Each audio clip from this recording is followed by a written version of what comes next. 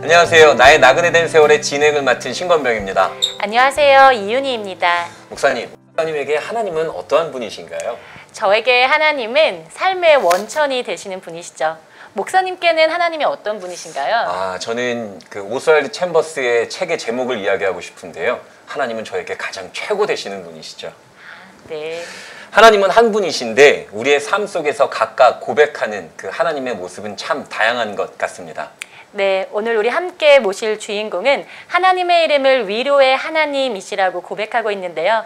어떤 이야기를 나눠주실지 기대가 됩니다. 오늘의 주인공 우리 화면으로 먼저 만나보시겠습니다.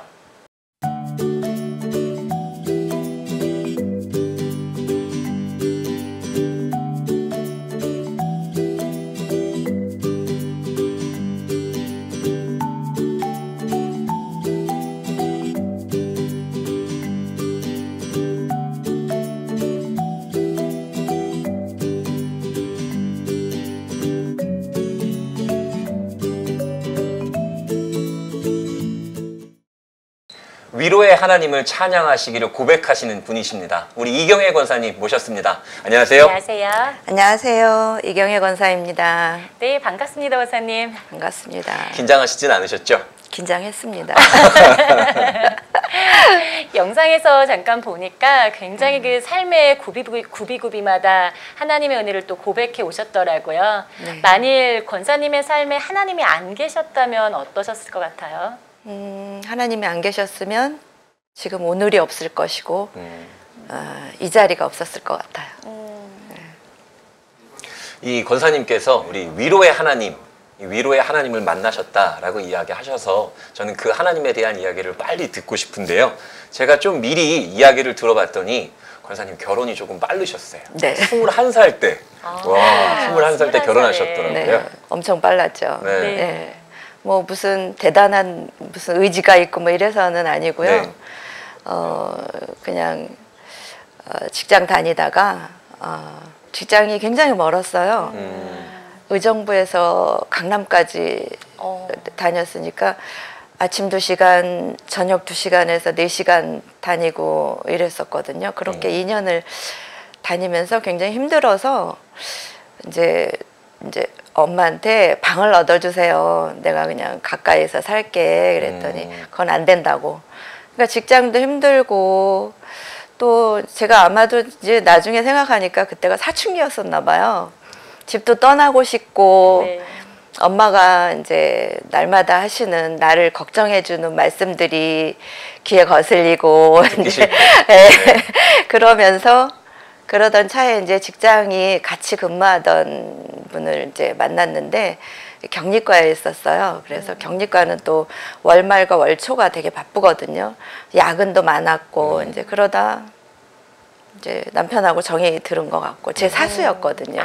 네, 그래서 같은 격리과에. 네, 같은 격리과에 제 사수였고 그래서 이제 항상 뭘 해도 같이 하고 이러면서 정도 든 것 같고 그러면서 이제 그 당시에는요, 제가 결혼할 당시에는 이렇게 만남만 한 번의 만남만 있어도 꼭 결혼해야 되는 그런 시대였었어요. 손만 잡아도 결혼해야 되는 네, 시대였구나. 당연히 뭐 손만 잡아도 네. 임신하는 줄 알고 뭐 그런 네. 시대였기 네. 때문에 그냥 거기서 친하게 지내고 그러면서 그때도 직장 생활 할 때도 좀 술 때문에 문제도 있었고 네. 무단 결근도 하고 네. 술 많이 드셔서. 네, 그러면서 이제 어느 날 이제 저도 이제 일도 힘들고 직장 다니는 것도 힘들고 엄마의 그런 걱정 소리도 싫고 이러던 차에 네. 이제 그때 그런 게 사춘기죠. 그래서 이제 떠나고 싶던 차에 이제 결혼하자고 하니까 네. 그래서 그냥 그냥 만나면 결혼해야 되나 보다 그러던 시절이었기 때문에 그냥 결혼을 하게 된 거였는데 네. 제가 결혼하기 전까지는 굉장히 평탄한 뭐 높낮이가 없는 굴곡이 없는 그런 삶을 살다가 결혼함과 동시에 이제 시련이 시작된 거죠. 예, 고난이 시작된 거였죠. 예, 그렇게 결혼을 하게 됐어요. 구체적으로 좀 어떤 부분들이 많이 어려운 시간이 됐나요?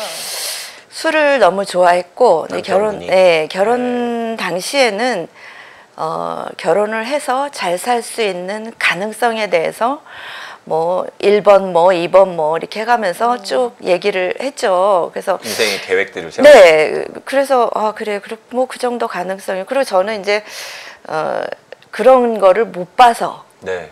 그냥 평탄하게만 살아왔기 때문에 그냥 내 맘만 믿고 결혼하면 되겠지. 그러면서 지금은 뭔가 안정이 안 됐고 그래서 나랑 결혼을 하면 안정되게 잘 살 수 있을 거다. 성실하게. 이런 그런 이제 긍정적인 계획을 얘기해서 결혼을 했는데 그게 아니었던 거죠. 나아지지도 않았고 그래서 저도 그랬어요. 그래 나로 인해서 나아진다면 그것도 좋은 일이지.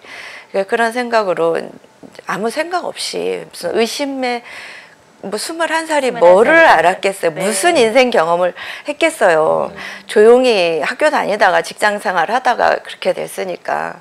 그래서 그러면 되겠지 뭐 남들처럼 살겠지 그랬는데 그 술 문제도 해결이 안 되고 집에도 잘 안 들어오고 들어오면 늦게 들어오고 너무 일찍 오거나 뭐 네. 그런 식으로 하니까 그렇게 다니니까 또 돈도 많이 쓰죠. 수입에 비해서 지출이 많아지고 예. 네. 그렇게 되니까 금전적으로 또 힘들고 제 마음도 힘들고 그렇게 가능성에 대해서 이렇게 얘기했던 사람인데 전혀 찾아볼 수가 없고. 전혀 찾아볼 네. 수 없고 내가 좋다고 해서 결혼한 건데 내가 여기 있는데 저는 마치 저 구석에 보리자루처럼 취급하고 이제 그런 것들이 많이 힘들었었죠. 소통도 잘 되지 않고 소통도 안 그랬었던 되고 거죠. 모든 그렇게 다니는 것들이 다 내 책임인 양 저한테 다 쏟아부으시고. 그러게. 근데 뭐 이렇게 뭐 폭력이나 이런 건 없었는데 집에를 안 들어오고 술을 먹고 돈을 쓰고 그런 것들이 생활의 가장 기본적인 것들이 안 되니까 그러니까 기본. 그런 것들이 힘들었었죠.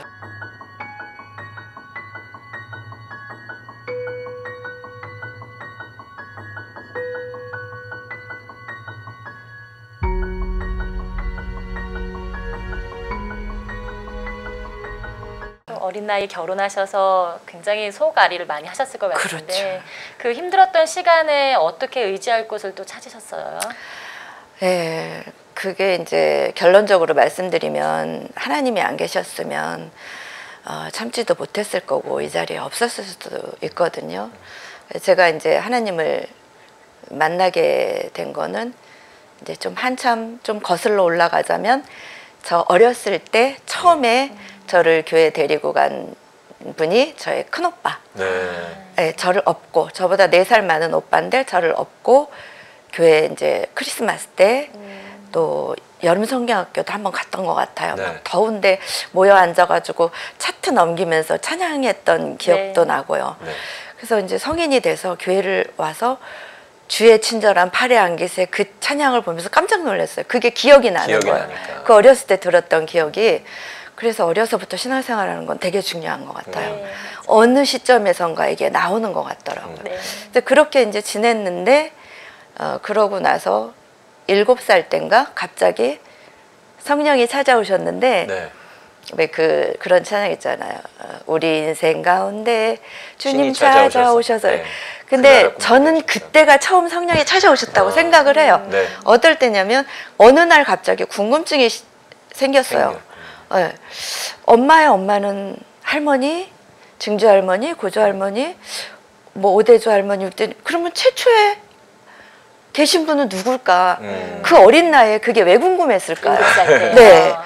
그래서 이제 제 주변에 저에게 그런 대답을 해주실 분들을 찾아서 물어봤어요. 엄마한테, 2살 많은 오빠한테, 또 동네 언니한테 다 모른다 그러고 그 동네 언니가 마지막으로 네가 어른이 되면 알 거야. 이렇게 그렇구나. 그러고 그냥 넘어갔어요. 그러고 그냥 살았는데 그러다가 고등학교 2학년 때 저의 절친 친구가 2번째 교회를 데리고 갔어요. 네, 네. 그 친구가 이제 신자였는데 네. 항상 저랑 절친이라 제가 교회를 가기를 몇 번 권유를 했지만 에이 나는 안 가. 근데 그 친구가 가자고 안 했으면 다른 사람이 가자고 해서 안 갔을 건데 너무 절친이 가자 하니까 그래 한번 가지 뭐. 그러니까 학생회 무슨 수련회 그런 거였나 네. 봐요. 그래서 거기를 이제 한번 갔었고, 그리고 이제 그 친구한테 제가 이제 교회를 다니면서 은혜를 받고 나서 네. 그 친구한테 제일 먼저 전화를 했어요. 친구야, 나 교회 가. 은혜 받았어. 그랬더니 너무 기뻐하는 거예요. 그동안 나를 위해서 기도했었다고. 벌써 눈물 나면 안 되는. 그래서 너무 기뻐해주고 이제 그렇게 또 그냥 세월이 지났어요. 그때가 언제예요? 그 그때 친구한테 고등학교 보냈으니까. 2학년 때. 네, 그때가 이제 처음 그 친구가 두 번째 데리고 간 네. 거죠. 그리고 이제 세 번째 저를 전도해 주신 분이 계셨어요. 그래서 그분이 이제 뭐라고 하냐면 교회 한번 와봐 이랬어요. 더 무슨 말을 안 했어요. 한번 와봐. 그랬는데 그 한번 와봐라는 단어가 저한테는 엄청 파워가 있었어요. 왜냐하면 그분은 저의 남편의 상사의 부인이었어요. 네. 그러니까 또 이거 거절하면 불이익이 예, 있으니까. 우리 남편 행여나. 직장 생활에 불이익이 오지 않을까 그런 게 걱정이 돼서 거절을 못하고 그냥 갔어요. 다른 사람이 가자고 해서 안 갔을 거예요. 그래서 그냥 한번 갔는데 저희가 이제 하나님이 저에게 태어날 때부터 주신 은사가 다른 은사는 잘 없는데 성실한 은사가 있어요. 네. 그래서 이제 한번 갔으니까 별일 없으면 이제 계속 갔어요. 그냥 가다가 그때 그 제가 궁금했던 거, 7살 때 궁금해했던 거, 창세기, 그러니까 초신자 때는 제가 성경을 많이 읽었어요. 네. 그래서 처음 듣는 단어들이고 이래서 이게 안 들어오는 거예요. 그래서 읽을 때도 눈으로 읽어서는 안 되더라고요. 그래서 소리 내서 읽고 그러면서 창세기 1장부터 이제 읽어 나가다가 본 거예요. 네, 거기서 이제 태초에 네, 태초에 하나님이. 하나님이 계신다는 거예요. 네. 그래서 저는 진짜 충격을 먹었어요. 시작이 어딘지. 그게 여기 있었구나. 그리고 네. 그렇게 살아가는 동안에도 누가 어떤 그 비슷한 답도 준 적도 없고 그랬거든요. 뭐 세상 사람들이 하는 얘기는 조물주가 있다 그런 얘기만 했는데 그 조물주가 하나님이시고 내가 궁금했던 최초의 그분이 하나님이시고 그게 너무 저한테는 아주 이게 막 어두움에서 밝은 빛처럼 그렇게 믿음의 시작이 되었던 다가왔었고, 거네요. 예, 다가왔었고 그런 얘기가 적혀 있는 책을 본 적이 없거든요. 근데 처음 그런 걸 접해서 너무 신기했었고요, 그런 게. 그리고 또 살면서 사람들이 많이 싸우잖아요. 닭이 네. 먼저냐, 계란이 먼저냐. 네.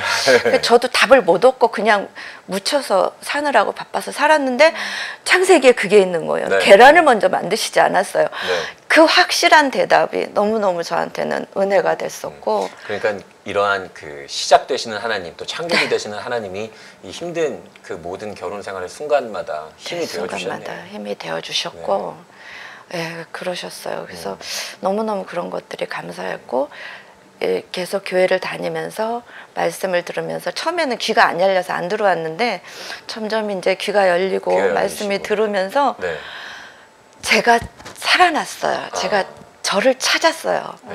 그냥 구석에 처박혀서 쭈그리고 있던 저 자아가 살아나기 시작하면서 찾은 거예요. 그래서 그런 것들이 너무 기쁘고 예배 드릴 때마다 울면서 감사함으로 예배 드리고 은혜를 듬뿍 받고 그렇게 이제 예, 그런 하나님께서 지금까지 오늘까지 순간순간 모든 타이밍들을 다 맞춰주시면서 모든 분들을 제 주변에 다 두시고 그분이 저를 도울 수 있게 그렇게 해서 오늘까지 살게 된 거죠. 이렇게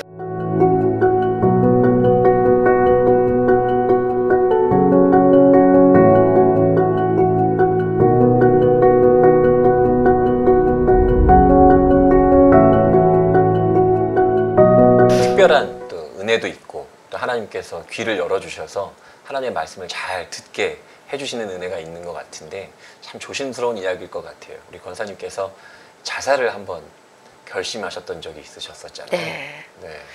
은혜를 이제 너무너무 많이 받고 와요, 집에. 집에 오면 제 삶은 1도 달라지지 않아요. 편하지 않고. 예. 그리고 남편 점점 더 심해져요. 그래서 제가 간증을 할 때마다 참 미안한 게 돌아가신 분에 대한 얘기를 이렇게 하게 돼서 미안하지만 제 삶에서 빼놓을 수 없는 부분이라서 얘기를 할 수밖에 없고, 예, 하나님의 저에게 하나님께서 역사하신 것을 말씀을 드릴 때마다 빼놓을 수가 없는 부분이라서, 예, 이렇게 얘기를 하게 되는데 점점 심해졌고 그런 것들이 너무 이제 심각하고 제가 도저히 견딜 수가 없고, 근데 이제 노력은 그래도 내가 할 수 있는 건 해봤어요. 네. 이렇게 해보면 괜찮을까, 저렇게 해보면 괜찮을까. 저는 한 번도 꽃다발을 받은 적이 없는데 꽃다발을 사서 직장에 찾아가서 전달도 해주고, 어느 날 점심은 맛있는 거 해놓고 점심 먹고 직장에서 가까웠거든요, 집이. 그렇게 하면 기분이 좀 나아질까, 조금 나아질까 해서 그렇게도 해봤는데 뭐 다 소용없고 항상 원위치에서 또 더 뒤로, 더 나락으로 떨어지니까 아, 이제 내가 할 수 있는 방법은 없다. 그래서 난 죽어야겠다. 그래서 이제 죽으려고. 그러면 내가 죽으면 애들은, 남편을 보아하니 애들을 케어할 그런 것도 안 되고, 그러면 같이 죽어야겠다. 그러면 이제 어떻게 죽을까? 이제 죽자 결심을 하니까 어떻게 죽을까? 그럼 어떻게 죽을 건데? 뭐 연탄불을 피워놓고 죽자니, 애들이 어리니까 먼저 죽으면 나만 살면 또 어떻게, 그것도 안 되고, 그러면 이제 수면제를 먹자. 근데 이제 그 당시에는, 지금은 안 되지만 약국에서 수면제를 조금씩 팔았어요. 많이는 아니고. 그래서 한 군데 가서는 안 되니까 죽자 결심하고 내일부터 약국을 돌아다니자. 약을 좀 모으자. 그랬는데 그날 밤 9시 뉴스에 그런 저 같은 상황의 얘기가 나오는 거예요. 그걸 어떤 엄마가 강도가 들었는데 애만 죽고 저는 살았다 그러면서 신고를 했다고. 근데 경찰이 조사를, 뭔가 이상해서 조사를 하다 보니까 그게 아니라 동반 자살을 하다가 아이만 죽고 엄마는 살아서 그게 두려우니까 이제 거짓 신고를 했던 거여서, 그거를 보면서 너무 깜짝 놀라갖고 어떻게 알았지? 내 말을 한 적도 없는데 권사님의 생각과 너무 동일한 일이. 너무 동일한 사건이라서 너무 깜짝 놀라서 그때 저는 첫 번째로 하나님을 만났던 것 같아요. 하나님 저를 살려주신 것 같아요. 그래서 그 뒤로는 한 번도 죽는다던가 그 비슷한 생각도 해본 적 없고, 한참 뒤에 죽음이 죄라는 걸 알았어요. 네, 그래서 그냥 주어진 대로, 힘들면 힘든 대로, 슬프면 슬픔대로 하루하루를 이렇게 살게 되었던 거죠.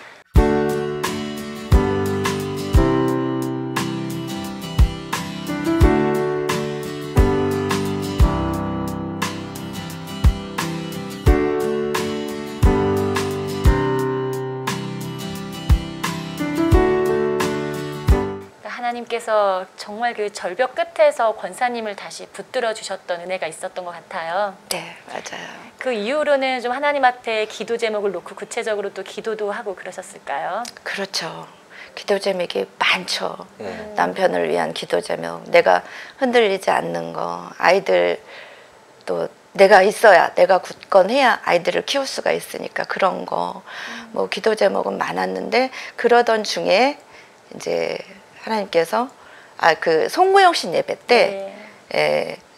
기도 제목 적는 게 지금도 그렇지만 꼭 5번까지 있더라고요. 5개. 네. 네. 그런데 이제 4번까지는 쭉쭉쭉쭉 썼어요. 네. 가족 건강 뭐 이렇게 쭉 썼는데 5번째 생각이 안 나요. 뭐 더 없어. 그랬더니 이제 또 성실함이 있다 그랬잖아요. 네.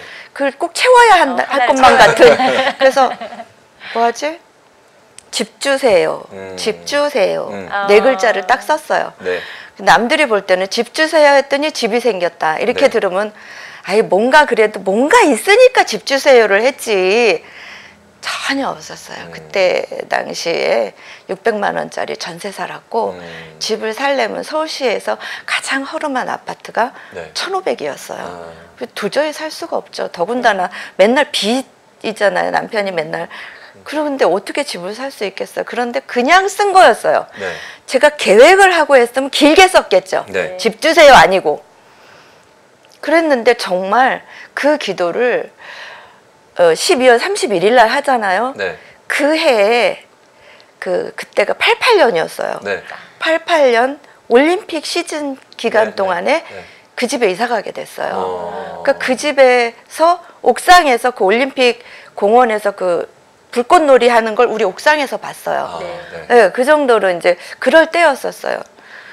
그렇게 생긴 거예요. 그게 어느 날 갑자기 어디서 뚝 떨어진 게 아니라 남편이 돈을 쓰고 다녔다 그랬잖아요. 네, 네. 카드를 처음 시작해서 막을 때까지 최장이 50일 정도 돼요. 네. 네. 50일 동안 1,500만 원을 쓴 거예요. 아이고. 그 카드를. 당시에. 네. 하나만 한 게 아니라 몇 이것도 개를 쓰고, 카드를 해가지고 네. 다 쓴 거예요. 우리 집 전세 600인데. 아이고. 그래서 이제 저는 도저히 뭐 감당 못 하잖아요. 그러니까 시댁에다 전화를 했어요. 아주버님, 저는 600만 원밖에 없으니까 이거 그냥 다 갚고 은행빚 다 갚고 나머지는 저 모르겠어요.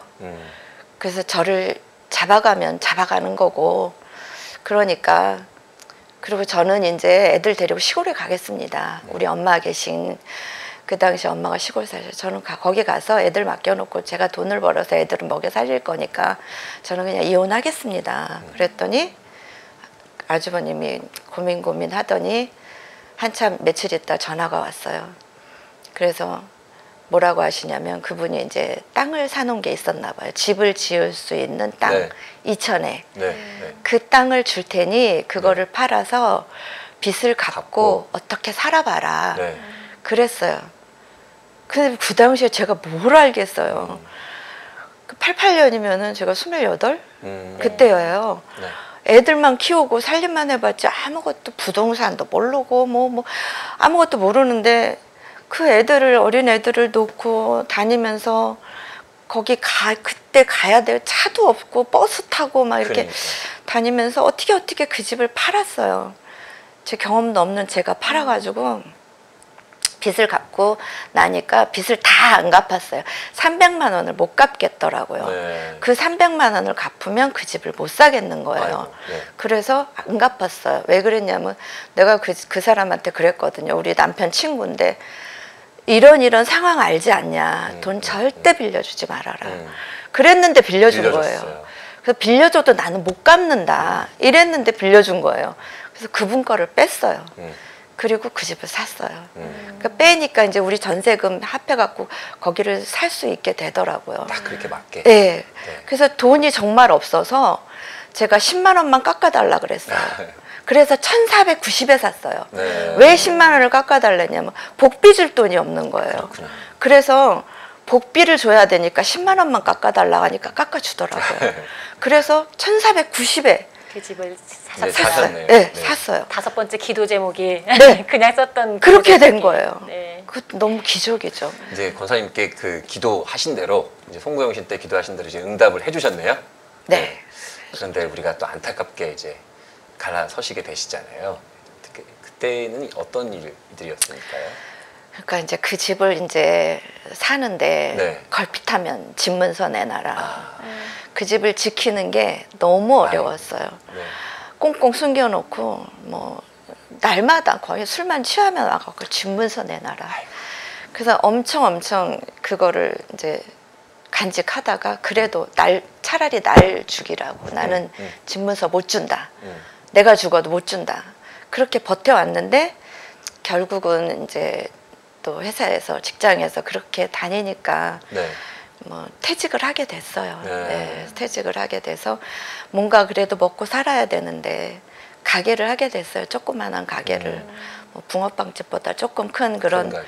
가게를 이제 빵 만드는 가게를 네. 하게 됐어요.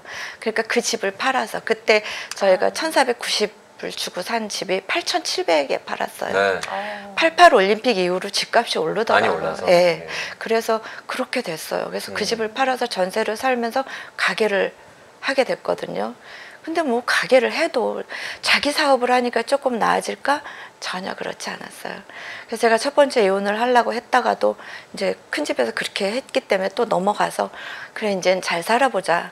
했는데 뭐 여전히 달라지는 건 없고 그래서 이제 결국은 제가 가게도 해야지, 애들도 봐야지, 살림도 해야지. 제가 정말 남편하고 살면서 가장 몸무게가 적게 나갔던 데가 40kg였었어요. 허리는 22인치고 그 정도로 말랐었어요. 시계를 차고 다니면 시계가 무거워 보일 정도로 말랐었어요. 마음고생을 너무 심하게 하시니까. 네, 그래서 이제 그렇게 힘들게 살다가 이건 도저히 어떻게 안 되겠다. 그래서 제가 그래서 이제 이혼을 하고 네. 이혼도 법원을 3번이나 갔어요. 한 번 가고 이제 3개월 동안 신고하지 않으면 그냥 없어지는데요. 네. 없던 일처럼 된대요. 그래서 네. 3개월 동안 안 하고 살았어요. 네. 근데 딱 3개월 되는 날 밤에 네. 요 날 지나면 이제 무효가 되는 거예요. 네. 네.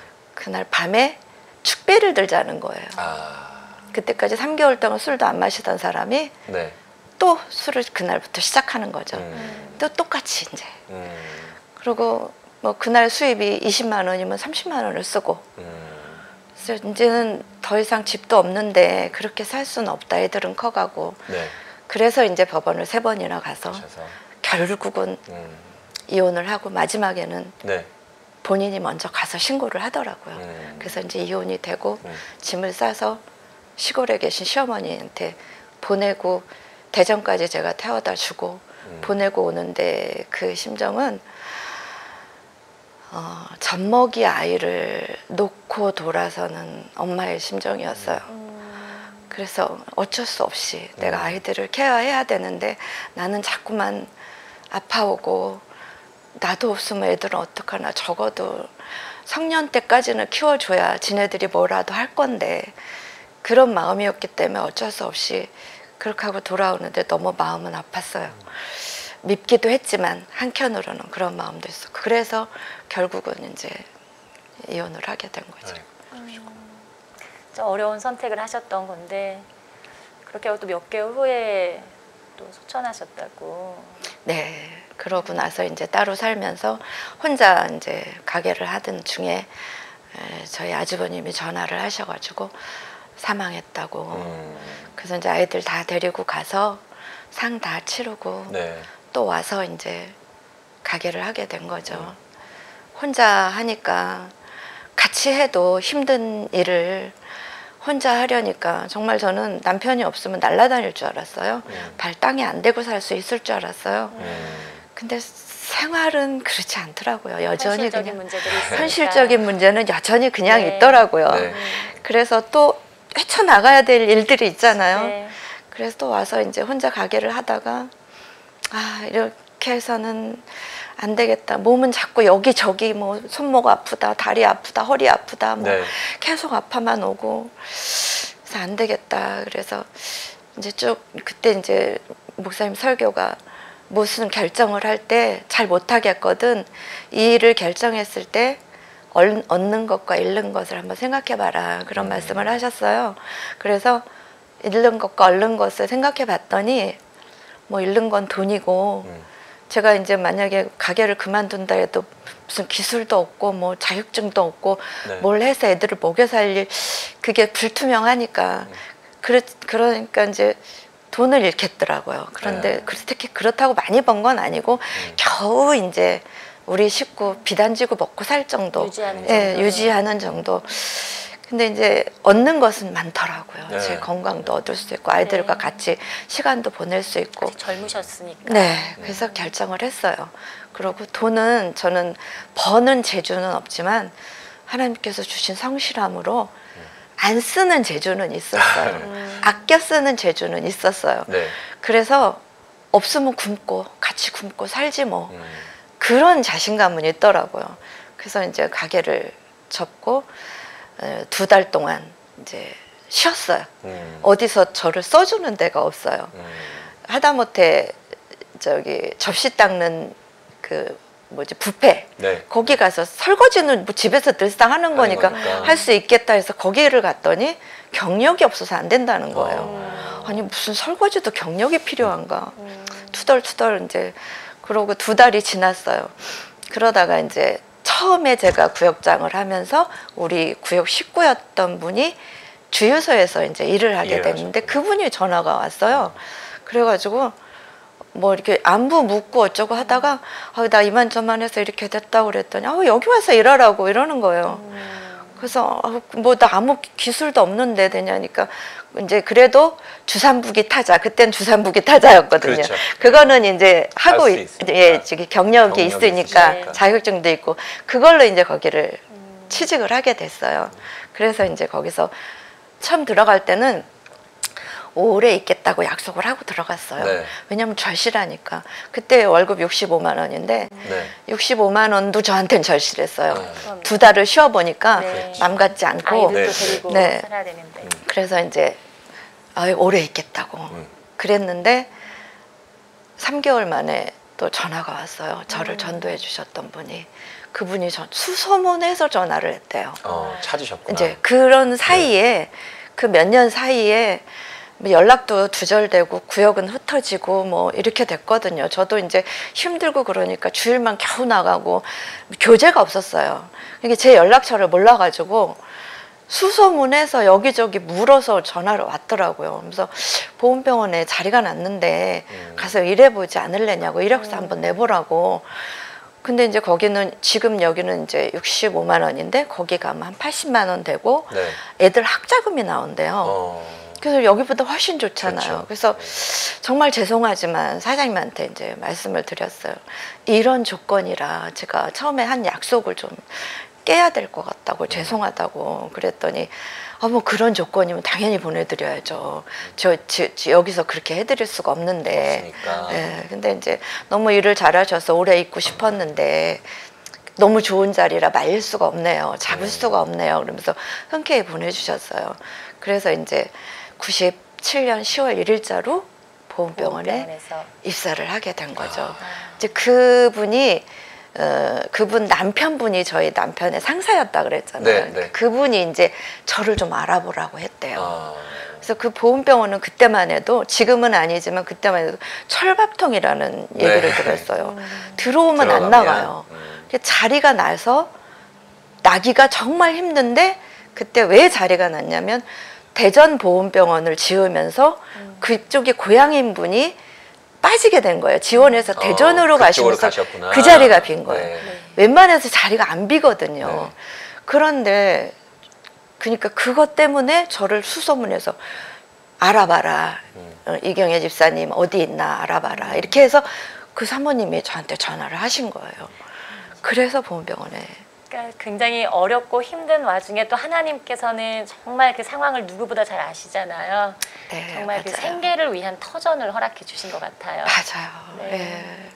그래서 거기 들어가서 아이들 공부시킬 수 있었고, 예, 좀 그래도 덜 힘들게, 네. 그래도 힘들지 않은 건 아니지만 덜 힘들게 안정적인 네. 월급이니까 내가 조절해서 살면 이 되니까. 보훈병원 이야기가 제가 봤을 때는 할 얘기가 많으실 것 같은데요. 네, 할 얘기가 많아요. 보훈병원에서 보훈병원에서는. 있었던 특별한 간증의 이야기가 있을까요? 네, 이제 보훈병원에 들어간 것도 기적처럼 들어갔잖아요. 왜냐하면 거기는 이력서가 총무과의 그 네. 인사 담당관 책상에는 이력서가 항상 이렇게 쌓여 있다 그랬어요. 청탁이 많아가지고. 근데 저는 한 번도 청탁해 본 적이 없어요. 네. 그렇게 살면서도 그분을 찾아가면 날 취직시켜주 그런 것도 해본 적이 없는데 그렇게 찾아서 온 건 정말 하나님의 은혜잖아요. 네, 그런 거. 그 집도 하나님의 은혜로 저는 받았다고 네. 생각하고요. 이 먹고 살 터전도 하나님이 주셨다고 생각해요. 음. 왜냐하면 제가 한 번도 그렇게 해본 적이 없기 때문에. 네. 그렇게 해서 들어갔으니 안 그래도 성실한 은사가 있는데 네. 얼마나 더 목숨 바쳐 일을 했겠어요. 그 주일날 말씀처럼 3시에 부름받은 사람처럼 네. 네. 그 사람은 얼마나 진짜 목숨 바쳐 일했겠어요. 가족들을 위해서. 저는 너무 그게 또 이렇게 감정이입이 돼가지고 네, 네. 지난 주일날도 또 막 울었어요. 아, 너무 감사해요. 네. 지금 너무 감사해요. 그렇게 막차를 탄 것처럼 제가 거기를 내가 하지도 않았는데 저를 네. 그렇게 입사시켜 주시고 먹고 네. 살게 해주신 하나님 네. 너무 감사해서 그래서 이제 들어가서 정말 몸바쳐 일을 했어요. 하나님께서 나중된 자가 먼저 되는 복을 또 주셨겠네요. 네, 직장에서. 진짜 그랬어요. 네. 그래서 다른 분들은 무슨 수습 기간도 있고 그랬는데 네. 저는 그냥 바로. 예. 네. 하루 그냥 인계받고 네. 바로 정직원으로. 정직원이 돼가지고 네. 일을 했어요. 그래서 저 때문에 혹시 또 왜 안 된 분들 있잖아요. 자리가 하나면 여러 사람 면접을 보잖아요. 맞습니다. 그분들을 위해서라도 나는 누가 열심히 되지 해야 않게 된다. 열심히 해야 된다. 그리고 또 목사님은 항상 그런 말씀하셔요. 내가 100만 원 월급을 받으면 120만 원어치 일을 해줘야 회사도 손해를 안 보고 나도 산다. 네. 그런 말씀을 하셔갖고 정말 열심히 일을 했어요. 옆도 뒤도 안 보고 열심히 일을 했어요. 그래서 너무너무 인정을 받았고 그러다 보니까 시기 질투가 말도 못해서 저는 그것도 몰랐어요. 네. 왜냐하면 수술실이라는 데는 전 수술실에서 근무했거든요. 예. 수술실이라는 데는 들어가면 나올 때까지 못 나오는 곳이에요. 네. 폐쇄된 곳이라 네. 바깥 소물도 모르고 뭘 몰라요. 그렇다고 제가 뭐 사람들하고 막 만나고 얘기하고 이런 것도 아니고 끝나면 집에 가서 살림해야 되고 예. 그런데 간호부에서 저를 이제 누군가가 저와 같은 직종에 있는 분들이 왜 저 사람 저렇게 인정받고 있냐. 거기에 사탕 있나 보다. 네. 내가 무슨 뭘 했나 보다. 네. 네. 그렇게 소문이 나고 아유. 그게 간호부 행정 파트로 최고 책임자분한테 그 얘기가 들어간 거예요. 네. 그래서 저희 과장님이 저희 이제 수술실에 계신 네. 간호사분 중에서 헤드가 계셨어요. 그분이 불려가서 저를 뺀다 그래가지고 네. 네. 30분 동안 무릎 꿇고 빌었대요. 그 아. 여사님 빼면 안 안 된다고. 된다고. 네. 네. 근데 그거를 3번이나 했대요. 네. 근데 그분도 저한테 그런 얘기를 한 적 없고 네. 마지막에 3번째 하고 와서 네. 30분 동안 내가 무릎 꿇고 빌었다고. 여사님 빼지 말라고. 빼지 여사님 말라고. 없으면 수술실 안 된다고. 안 돌아간다고. 돌아간다고. 그러고 왔다 그러면서 저를 그날 이제 불러서 마지막 3번째에 불러서 여사님 이제 나는 더 못한다고. 다음번에 또 뺀다 그러면 나는 더 무릎 꿇고 빌 수 없다고. 그러니까 더 열심히 일을 하시라고. 네. 그래서 알겠습니다. 그런지 몰랐다고 왜 얘기 안 하셨냐고. 그러면 그 사람들이 가서 그렇게 얘기한 여사님들은 그렇게 가서 얘기해도 되는 거냐고. 그럼 저도 가서 얘기하겠다고 그랬더니 저는 그런 데인 줄 모르고 이렇게 절차를 밟아서 가야 되는 곳인 줄 네, 알았는데 네. 그분들은 다이렉트로 얘기를 했나 봐요. 그래서 그런 곳인지 몰랐다고. 내가 가겠다고. 네. 내가 뭘 잘못했냐고. 저는 일한 죄밖에 없다고. 음. 그랬더니 이제 내가 다 하고 왔으니까 안 가도 된다고. 열심히 일하시라고. 그래서 그랬어요. 그러면은 제가 과장님 다음에는 빌지 마세요. 그 대신 다음에 또 그러거든. 저를 1년만 있다가 뺀다고 하세요. 왜냐하면 그때 이제 보훈병원을 더 크게 해가지고 예. 수술실이 큰 쪽으로 이제 이사를 예, 앞두고 예. 있었어요. 그럼 뭐 이사해놓고 자리를 잡아야 되는데 중구난방이잖아요. 그러면 제가 그걸 자리를 잡아놓고 그때도 나가라 그러면 나가겠다고. 더 하지 마시라고. 이제 그랬더니 여사님 참 직업의식이 투철하다고.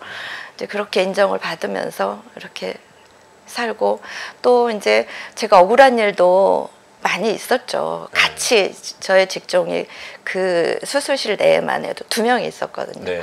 그러니까 그분들이 또 그렇게 가서 그렇게 얘기를 했나 봐. 제 흉을. 네. 근데 그거를 또 그것도 나중에 얘기하시더라고요. 그분이. 그러면서 제가 흉볼 게 뭐 있는지 모르겠는데 제 잘못은 뭐냐면 너무 일을 잘하는 거. 그러니까 그게 시기 질투가 되면서 지금 생각해 보면 그분도 참 힘들었겠다 싶어요. 자기는 아무리 해도 나를 따라할 수 없기 때문에 너무 열심히 하니까요. 너무 열심히 했는데 인정을 못 받는 게 힘들었겠다. 제가 그 입장이었어도 그랬겠다. 그런 생각은 좀 들어요. 계속 그 수술실에서 몇십 년을 계속 근무하셨던 네, 거예요? 거기서 처음부터 끝까지. 보통 병원에서는 이렇게 부서가 바뀌게 되는데 부서가 바뀌죠. 네. 네. 그러니까 처음부터 퇴직까지, 입사부터 퇴직까지 있었던 사람은 저밖에 없어요. 네, 그러니까 더들 시기했나 봐요. 거기 네. 수술실에 뭐 있다 이렇게. 네, 권사님 간증을 들으니까 네. 마치 다니엘이 정권이 바뀌어도 하나님 은혜로 네, 그 직책을 계속 유지했던 그 은혜가 생각이 나는데요. 그렇게 성실하게 열심히 은혜로 근무하셨는데 마지막에 또 이렇게 암투병을 하게 되셨다고요. 네, 그랬어요. 그래서 그것도 참 타이밍이 너무 감사한 게 제가 살면서 하나님이 곳곳에 네. 저를 도울 분을 다 두셨더라고요. 어. 그래서 제가 살면서 물론 직장도 탄탄했지만 저희 아주버님, 형님, 네. 저희 형님이 그러니까 남편이 사망한 이후에는 예. 오갔어요. 지금까지 하셨구나. 지금까지 시댁에 네. 네. 오가고 있어요. 네. 근데 그 이제 저희 형님은 항상 저를 응원해 주셨고요. 음. 참 내 딸이어도 어쩔 수가 없네 이러면서 항상 응원해 주시고 네. 제가 하소연하는 소리 다 들어주시고 저희 아주버님은 또 애들 학자금 음. 항상 대주셨고 생활비도 많이 대주셨고 도와주시기도 예 도와주셨고 근데 제가 이제 그 생활비 주시는 거를 안 주셨다 치고 저축을 다 했어요. 왜냐하면 안 도와주셔도 저는 어차피 살 거기 때문에 그리고 언제 그게 끊길지 모르니까 그걸 수입으로 잡을 수가 없었어요. 네. 그래서 그걸 다 저축을 하고 그렇지만 감사하죠. 그래서 이제 그 작은 아이가 대학 졸업할 때까지 그걸 다 잘 해주셨어요. 학자금을. 모아주셨구나. 예. 네. 그렇게 했었고 그렇게 도와주시는 분들 또 저를 전도해서 영적으로 이렇게 건강하게 살게 해주신 분, 저 먹고 살라고 불러서 찾아서 입사시켜 주신 분, 또 부동산 건 때문에 저한테 조언을 많이 해주신 그 부동산 사장님, 네. 또 은행에서도 이런 좋은 게 있습니다 하고 저한테 전화, 저는 모르잖아요. 네. 이런 게 있습니다 하고 뭐 막 5년 지나면은 원금에 원금 뭐 5천만 원 하면 1억이 되는 이런 거 막 저보고 하라고 네. 네. 예, 그래 주신 그 은행 팀장님 네. 그런 분들도 많고 또 그 타이밍이 정말 절묘한 것이 제가 이제 여성 호르몬제를 먹고 있었어요. 폐경이 네. 되면서 네. 굉장히 네. 힘들어서 잠도 못 자고 어. 막 소화도 못 시키고 이래가지고 네. 네. 일은 해야 되는데 그걸 먹고 있어서 이제 계속 검사를 하고 있었는데 뭐 검사해도 별것도 없는데 그러고 한 6년을 안 했어요. 네. 검사를. 네. 그랬는데 어느 날은 약을 지으러 갔더니 아 지금 법이 바뀌어서 내가 늘 짓던 선생님한테 안 지으면 안 된다는 거예요. 네. 그래서 제가 직원인데 한 번만 봐주시면 약이 똑 떨어져서 없었기 때문에 한 번만 봐주시면 다음에 그렇게 보겠습니다 해서 다른 선생님한테 봤어요. 네. 그랬더니 그 선생님이 기록을 보더니 왜 검사를 안 하셨냐요. 어. 1년에 한 번씩 해야 되는데 검사 안 하면 약 못 드린대요. 그래서 검사를 빨리 잡아주더라고요. 네. 최대한 빠른 네. 네. 걸. 그것도 안 되는 건데 이렇게 6년 동안 안 하셨냐고.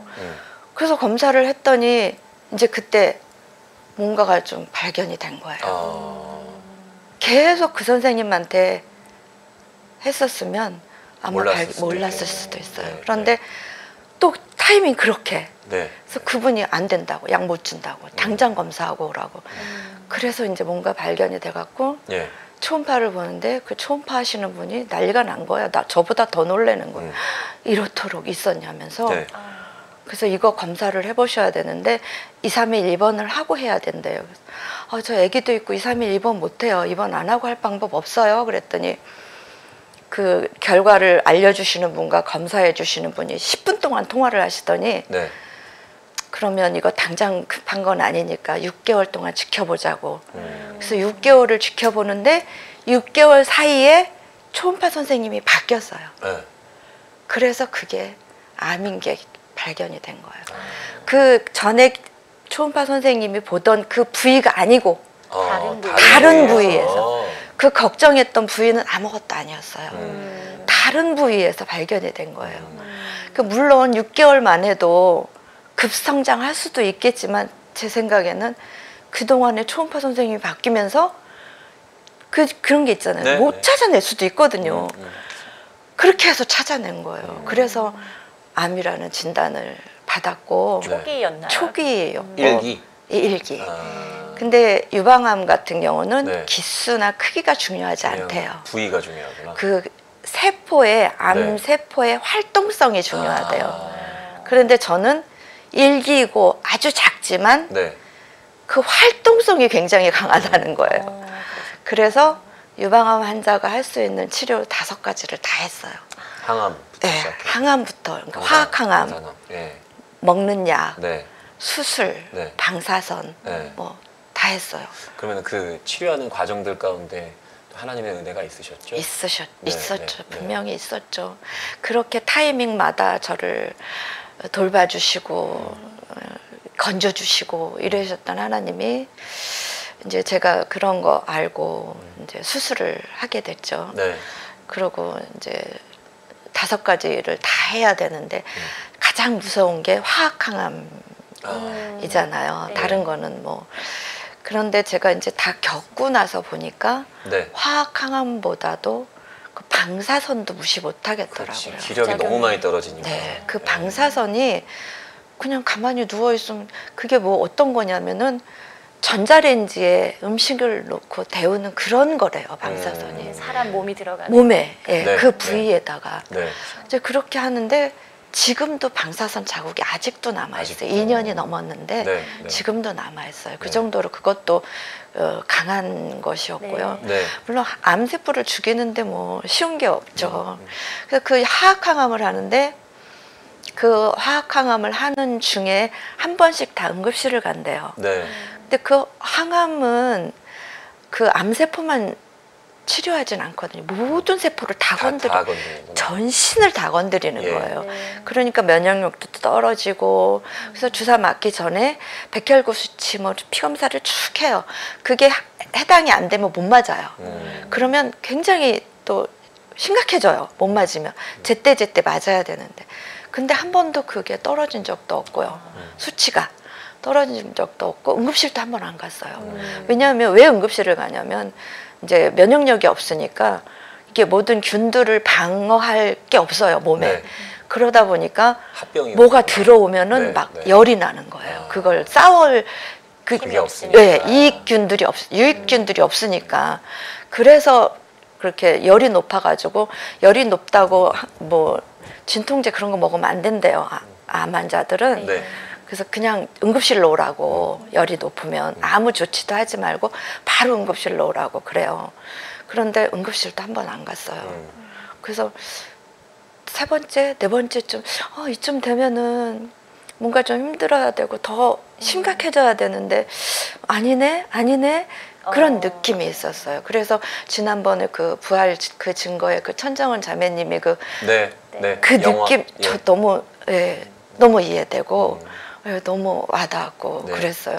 그런 경험도 하고 물론 힘든 건 있어요. 밥도 못 먹고 뭐 못 먹으니까 뭐 화장실도 못 가고 그런 것도 있고 잠도 못 자고 네. 괴로우니까 그래도 주일은 안 빠지게 하시더라고요.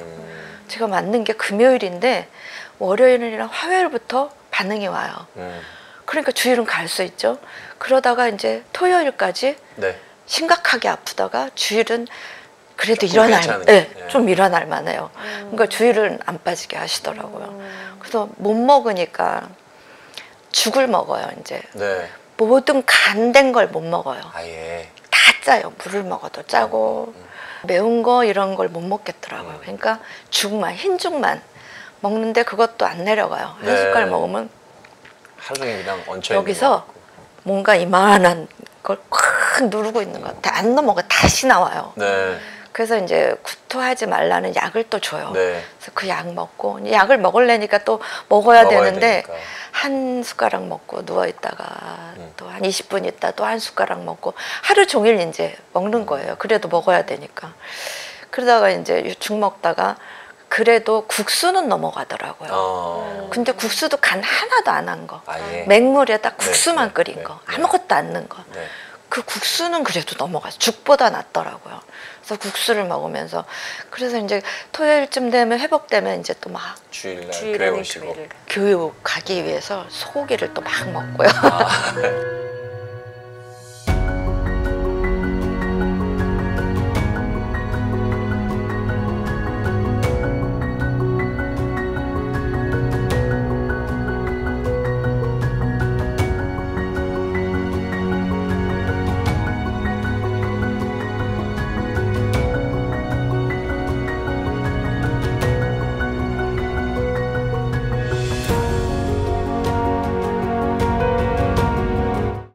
이렇게 또 권사님 또 치료하는 과정들 속에서도 하나님이 또 계셨네요.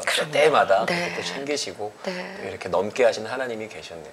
네. 저희 이제 성안교회하고 만난 이야기들 좀 해보면 네. 저희가 또 더 큰 은혜를 경험할 것 같아요. 네. 그래서 제 이제 교회 생활이나 또 특별히 이제 성안교회는 어떠셨어요? 성안교회는 제가 이제 광주에서 경기도 네. 광주 살다가 네. 이사를 오면서 물론 그 이사 중에도 하나님의 역사가 있으셔서 네. 보통 지방으로 가면 서울에 못 와요. 네. 너무 비싸기 때문에. 음. 근데 올 수 있는 환경을 또 만들어 주시더라고요. 어. 그래서 이제 서울로 오니까 이제 네. 어문경 권사님이 어문경 권사님. 어문경 권사님이 네. 저 전에 다니던 교회에서 같이 신앙생활 하다가 이제 전화 통화는 이제 간혹 했었고 연락은 끊기지 않은 상태였었고 하니까 제가 온다 하니까 아유 그럼 우리 교회 와야지. 네. 장학봉 목사님 모르냐고 모르는데요. 장학일 목사님, 장학일 목사님 안다고 네. 저기 방송에서 몇 번 몇번 뵀다. 그분 뵀어요. 동생분이래. 네. 그러시냐고. 그래서 이제 오면서 저를 조금만 놔둬주세요. 제가 여기 이렇게 등록을 하면 다른 데를 못 가니까, 다른 데 좀 가보고 갈게요. 그래서 알아보시려고? 강동구를 큰 교회는 다 거의 가봤어요. 네. 가봤는데 뭐 마땅히 등록하고 싶은 교회는 사실은 없었어요. 없었구나. 그래서 이제 그래요 갈게요 하고 이제 몇 달 뒤에 이제 등록을 하게 되었죠. 예, 예.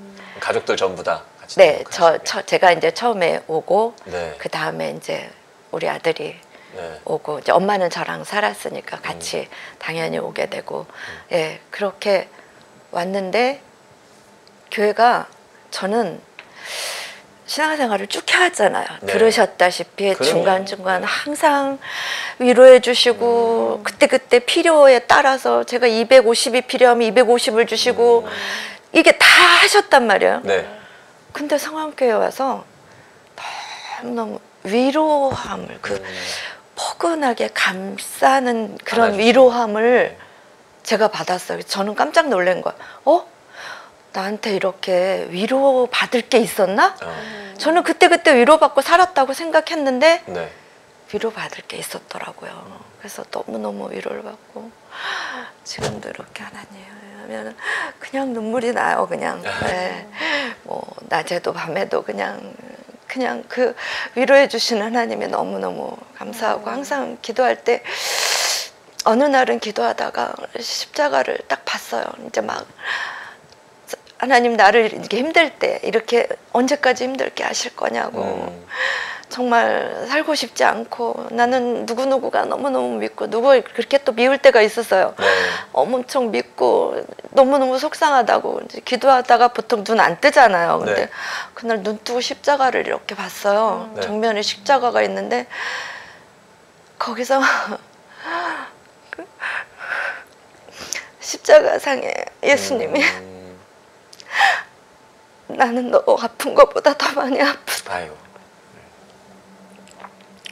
그러시는 거예요. 음. 그래서 이제 그때 다 위로를 받고 네. 저는 살았다고 생각했는데 성안교회에서는 더 많은 위로를 주는 거예요. 그게 뭔지 모르겠어요. 뭐가 어떤 게 위로가 됐다 이게 아니라 담임 목사님 말씀서부터 부목사님들 봉사하시는 모습 뭐 전도사님들 또 권사님들 장로님들 모두 다 그 성도 모두가 다 너무 사랑이 넘치고 말 한마디 하면 저한테 뭘 그렇게 특별히 개별적으로 잘한 건 없는데 제가 느끼기에 네. 굉장히 그런 병아리가 엄마 품에 있을 때 이렇게처럼 그 왜 그 성경 말씀에 네. 암탉이 병아리를 품듯 네. 너를 네. 품어주신다. 네.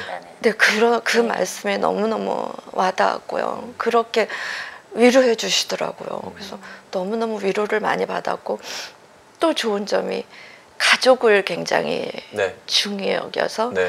제가 이제 대표기도 처음에 오면서 했을 때도 네. 가족이 다 나와 좀 그런 게 또 너무 좋았고요. 너무 좋았어요. 저 혼자만이 아니라 가족 단위로 이렇게 세우시는 네.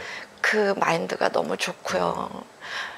그랬었어요. 그래서 엄은경 만족하고 권사님한테 계시는 거예요. 지금도 너무 감사하고요. 저를 이곳으로 인도해 주신 물론 하나님이시지만 엄은경 권사님을 통해서 이렇게 또 오게 돼서 너무너무 감사하고 예, 그래서 이제 지금은 건강해져서 봉사도 조금씩 하고 네. 뭐 제가 받은 은혜만큼은 다 못하지만 그래도 이제 하기 시작했고 그런 것들이 너무 감사하고요. 네. 권사님 이렇게 고백을 들어보니까 저희도 너무 감동이 되는 것 같아요. 저희가 여기 나오신 분들께 공통으로 드리는 질문이 있는데요. 권사님께 하나님은 어떤 분이시라고 고백하실 수 있을까요? 이것도 제가 새벽 예배 때 응답을 받았어요. 네. 그래서 저에게 하나님은 어떤 분인가요? 뭐 장황하게 설명 지금까지 했잖아요. 이걸 단 한마디로 어떤 분이실까요? 했더니 탯줄 같은 분이라고 그런 또 네. 말씀을 주시는 거예요. 네. 그래서 그렇다 맞다. 태아가 엄마의 탯줄이 없이는 살 수 없잖아요. 네. 모든 걸 탯줄을 통해서 공급받잖아요. 네. 하나님은 저에게 그런 분이셨고 그래서 저에게 단 한마디로 묻는다면 탯줄 같은 분. 네. 그 권사님, 그 탯줄 같은 주님께 또 기도하는 기도의 제목들이 있잖아요. 자녀들을 위해서 그리고 또 권사님을 위해서 기도하시는 제목들이 있으실 텐데 어떤 네. 것 갖고 기도하고 계세요? 네, 지금 특별히 이 시기가 신앙을 끝까지 붙잡고 가기가 참 힘든 시기인 것 같아요. 네.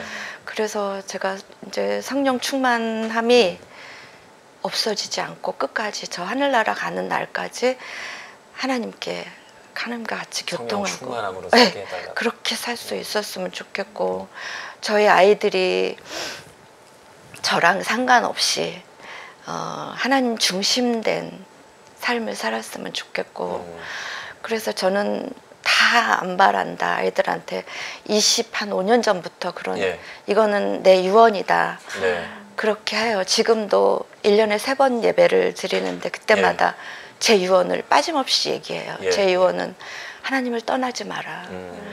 내가 다 설명할 수는 없지만 내가 만난 하나님을 너희도 만났으면 좋겠고 체험해 봤으면 좋겠다. 무슨 일이 있어도 하나님은 떠나지 마라. 그게 유언이고 내가 죽었을 때 내 후손들이 나를 위해서 예배 드려주면 나는 너무 바랄 게 없겠다고 그런 유언을 하고 있어요. 지금 현재도. 네, 네. 인생의 마지막 순간에서도 하나님 앞에 예배하는 삶을 소망하시는 그 마음을 하나님께서 너무 기뻐하실 것 같아요. 그래서 권사님의 그런 순수한 믿음을 보시고 공급하시는 하나님께서 순간순간 돕는 손길들을 더하시며 인도해 오시지 않았나 하는 생각을 하게 됩니다. 저도 이 이야기를 듣고 나니까 우리 권사님의 기도를 하나님께서 안 들으실 수가 없을 것 같아요. 네. 또 무엇보다 하나님을 온전히 믿고 또 무엇보다 하나님께 예배하는 것에 또 하나님을 섬기는 것에 이제 자녀들에게 믿음을 유산으로 주고 계시는 것 같아 참 많이 저도 배우고 또 그 마음 변치 않으시기를 함께 기도하도록 하겠습니다. 감사합니다. 오늘 귀한 시간 이렇게 함께 믿음의 이야기들 또 간증의 이야기들 나눠주셔서 너무 감사하고 저희들도 또 우리 권사님의 그 믿음이 언제나 아름답게 빛나기를 함께 기도하도록 하겠습니다. 감사합니다. 오늘 함께 해주셔서 너무나도 감사합니다. 감사합니다. 감사합니다.